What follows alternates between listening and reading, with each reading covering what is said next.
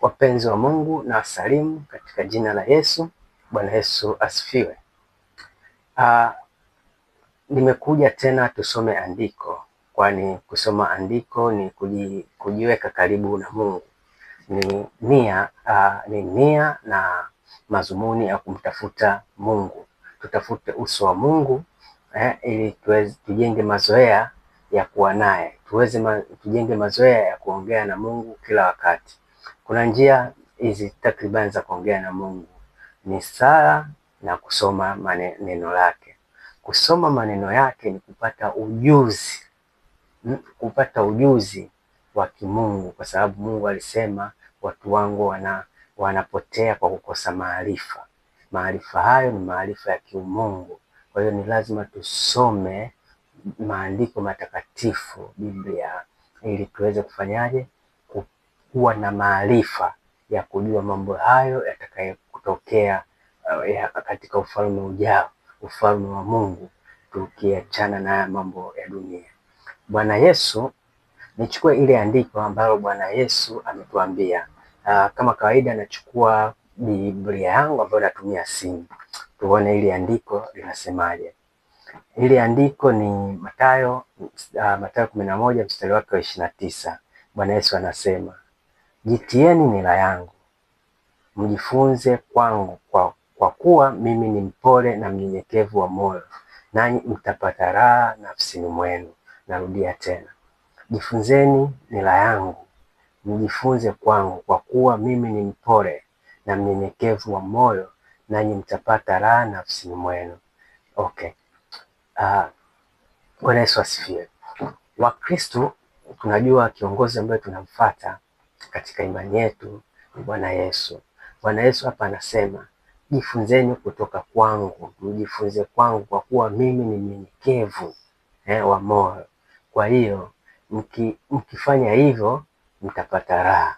Raha gani? Ni ile kuurisi ufalme wa Mungu. Ule maisha yajayo yatakuwa na furaha juu yako kama utajifunza kutoka Yesu. Kwa hiyo tujifunze kutoka kwa Yesu, kwa sababu Yesu ni mpole. Yesu ni mpenda, ni pendo, anapenda. Alikuwa anatupenda sana. Kwa hiyo tukijifunza upendo, ina maana tutanyenyekea, tutahudumia watu. Ndio maana Yesu alikuwa anatuhudumia kwa upendo na unyenyekevu. Hata ukiangalia Bwana Yesu kwa unyenyekevu wake, alikwenda pale hekaluni akakuta watu wanafanya mambo ya ajabu. Yaani nyumba ya baba yake waligeuza kuwa pango la wanyang'anyi, wezi na kila kitu. Kwa hiyo Bwana Yesu anasema jifunzeni kutoka kwangu. Ina maana aliubadilisha ule mfumo wa hekalu la jengo ambalo unyang'anyi ulikuwa unafanya vile, akaubadilisha kuuleta katika mwili. Kwa hiyo anatufananishia kwamba mwili wetu ndio liwe hekalu sasa.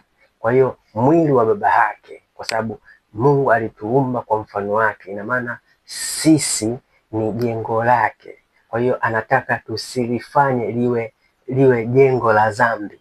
Ili hekalu la Mungu tusilifanye liwe jengo la dhambi, lisiwe jengo la uzinzi, lisiwe jengo la wizi, lisiwe jengo la ulevi, lisiwe jengo la kuua, lisiwe jengo, yani kila aina ya uovu katika hili jengo la Mungu inatakiwa tulifanya, tusafishe. Ndio maana tujifunze kutoka kwake, kwa sababu Yesu alikuwa si mdhambi na Yesu hajatenda dhambi. Tunajua hatuwezi kumfikia yeye, lakini at least tukatae mwili wetu kuwa mwili wa unyang'anyi, mwili wa uzinzi, mwili wa dhambi yoyote, tukatae katika jina la Yesu, kwa sababu tunatakiwa tujifunze kutoka kwake.